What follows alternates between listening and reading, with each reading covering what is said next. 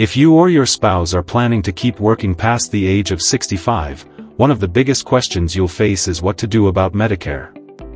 This decision can feel confusing, and unfortunately, there's a lot of misleading information out there that can cause people to make serious and costly mistakes. In this video, I'm going to walk you through everything you need to know to make the right choice and avoid the most common Medicare mistakes that people make when they continue working beyond 65. I'll also share a few insider tips that can save you from unnecessary penalties, higher costs, and coverage gaps that can turn into financial headaches later on. Let's start by understanding the first big issue that confuses a lot of people: when you actually need to go on Medicare. Many people assume that everyone automatically needs to enroll in Medicare at 65, but that's not always the case. It depends heavily on your work situation and the size of your employer. Medicare has very specific rules that determine who must enroll and who can safely delay without penalty. The most important factor is whether your or your spouse's employer has fewer than 20 employees or 20 or more. This single detail completely changes how Medicare interacts with your job-based insurance. If you or your spouse are working for a company that has 19 or fewer employees, Medicare considers that a small group employer. That number isn't based on how many people are on the company's health plan, it's the total number of employees on the payroll. Once you hit 65, Medicare becomes the primary payer for your healthcare, and your employer's insurance becomes secondary. That means Medicare must pay first, and your work insurance will only pay after Medicare has processed the claim. If you don't enroll in Medicare Parts A and B when you're supposed to in this situation, the insurance company can legally refuse to pay your claims. In other words, if you skip Medicare thinking your employer plan will cover you, you could end up being the first payer yourself, meaning you're responsible for the entire bill out of pocket. Imagine you're 65, still working for a small company, and you have a hospital stay or surgery. The hospital bills Medicare first, but because you didn't enroll, Medicare has nothing to pay. When your employer insurance receives the claim, they'll say, "We're secondary, not primary." That means they only pay after Medicare does, and since you're not enrolled, they won't cover the bill. You end up paying thousands or even tens of thousands of dollars that Medicare would have covered. So if your employer has fewer than 20 employees, you absolutely must enroll in Medicare Parts A and B when you turn 65. Now, in many cases, once you go on Medicare, you might find it doesn't make financial sense to keep your small group employer insurance. You may discover that Medicare, combined with a Medigap plan or a Medicare Advantage plan and a drug plan, actually provides better coverage for less money. Many people in this situation choose to drop their small employer coverage completely once they're on Medicare. Sometimes, employers even compensate for this by giving you a small raise or a healthcare allowance, since they no longer have to pay your premiums. That's something you can discuss with your employer, but it's not mandatory on their part. The key takeaway is that for anyone working for a small company, enrolling in Medicare at 65 isn't optional, it's essential. There's a similar rule for anyone covered by an ACA, or Affordable Care Act, plan. If you bought insurance through the health marketplace, maybe because you're self-employed or your company doesn't offer coverage, that plan stops being cost-effective once you turn 65. Here's why: ACA plans are heavily subsidized by the government to make them affordable. But those subsidies disappear as soon as you're eligible for Medicare. You can technically stay on your ACA plan, but you'll lose all those financial benefits. You'll end up paying the full premium yourself, plus the full deductible and all your out-of-pocket costs, with no government help.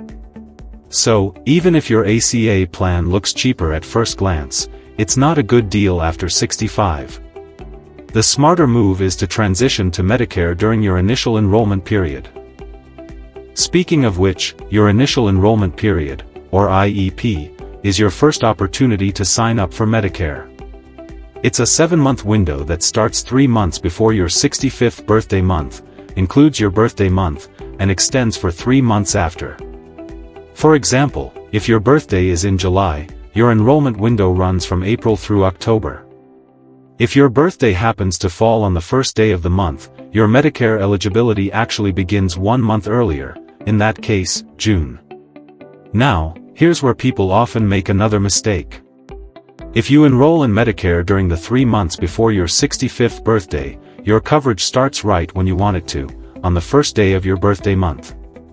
But if you wait until your birthday month or the months after, your coverage is delayed by 1 to 3 months. That means if something happens, like a hospital stay or surgery, and you're not yet covered, you'll be responsible for the bill. So, if you must enroll in Medicare at 65 because of your employer size or ACA coverage, do it early. Don't wait until your birthday month. Enroll in advance to make sure your coverage starts exactly when you need it. Now, let's talk about the second big mistake people make, assuming that because they have a large employer plan, there's no reason to look at Medicare. If you or your spouse are still working and covered by a group health plan from a company with 20 or more employees, you don't have to enroll in Medicare at 65. That's true. Your employer's plan remains your primary insurance, and Medicare becomes secondary. But that doesn't mean you shouldn't compare your options.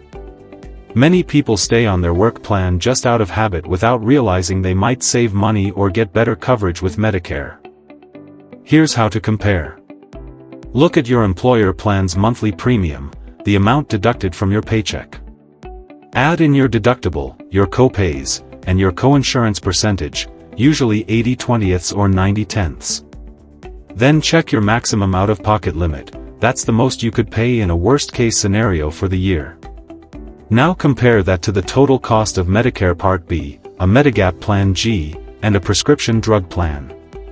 For 2025, the standard Medicare Part B premium is $174.70 a month.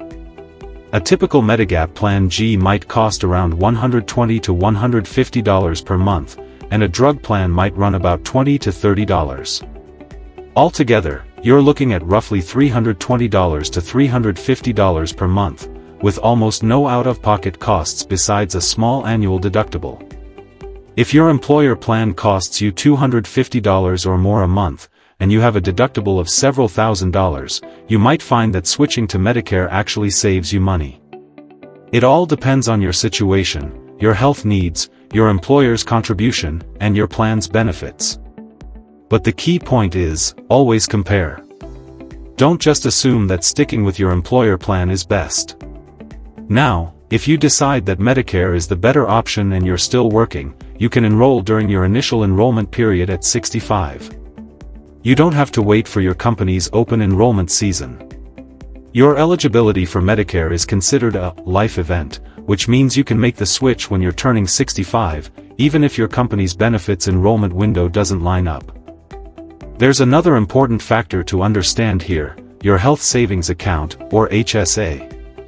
If you're contributing to an HSA through a high-deductible plan at work, enrolling in Medicare will stop you from being able to put new money into that account. As soon as you sign up for Medicare Part A or Part B, you can no longer make HSA contributions. You can still use the money already in your HSA, but no new deposits can be made. So if you're still working, have 20 or more employees in your company, and you're contributing to an HSA, it might make sense to delay even Part A. Many people don't realize that enrolling in just Part A, even without Part B, automatically stops new HSA contributions. So if you love your HSA and plan to keep funding it, don't sign up for any part of Medicare yet. Now let's cover another big mistake, going on Medicare too early when your spouse or dependents rely on your employer plan. If your spouse or your children are covered under your group insurance and have no other good coverage options, going on Medicare could cause them to lose their health insurance. Once you switch to Medicare, your employer may drop your family from the group plan, leaving them uninsured. This is especially problematic for younger spouses who aren't yet eligible for Medicare themselves. So if your spouse is younger than 65 and depends on your coverage, it's often smarter to stay on your employer plan until they become eligible for Medicare or find other affordable coverage. The same applies if your children under 26 are covered through your employer plan. Going on Medicare could force them off. In some cases, you might have excellent employer coverage that's better than what Medicare would give you. Maybe your company covers most of your premium, your deductible is low, and your benefits are strong. In that case, there's no reason to rush into Medicare. Medicare allows you to delay enrollment without penalty as long as you have credible coverage through an employer with 20 or more employees. When you eventually retire or lose that coverage, you'll qualify for what's called a Special Enrollment Period, or SEP. The SEP allows you to enroll in Medicare without penalties or waiting periods once your employer coverage ends. To use it, you'll need to submit 2 forms, one from your employer confirming you've had continuous coverage since turning 65, called Form L564, and another that tells Medicare when you want your coverage to begin, called Form 40B. As long as there's no gap in your coverage between your job-based insurance and Medicare, you're good to go. COBRA coverage, however, doesn't count as credible once you're past 65. So if you leave your job and switch to COBRA, you still need to enroll in Medicare to avoid penalties. If you plan to retire in, say, July 2025, you'd want to start your Medicare enrollment 60 to 90 days before that, around April or May, to make sure everything is in place for a smooth transition. That way, your Medicare coverage begins exactly when your employer coverage ends, and you don't have to worry about a gap in protection or a late penalty. Finally, let's cover a bonus mistake that catches a lot of people by surprise: automatic Medicare enrollment. If you're already receiving Social Security benefits before turning 65, Medicare will automatically enroll you in both Part A and Part B. You'll get your Medicare card in the mail about 3 months before your 65th birthday. That sounds convenient, but it can cause problems if you're still working and have great employer coverage. If your company has 20 or more employees, you don't have to use Medicare at 65, but now you're automatically signed up and being billed for Part B.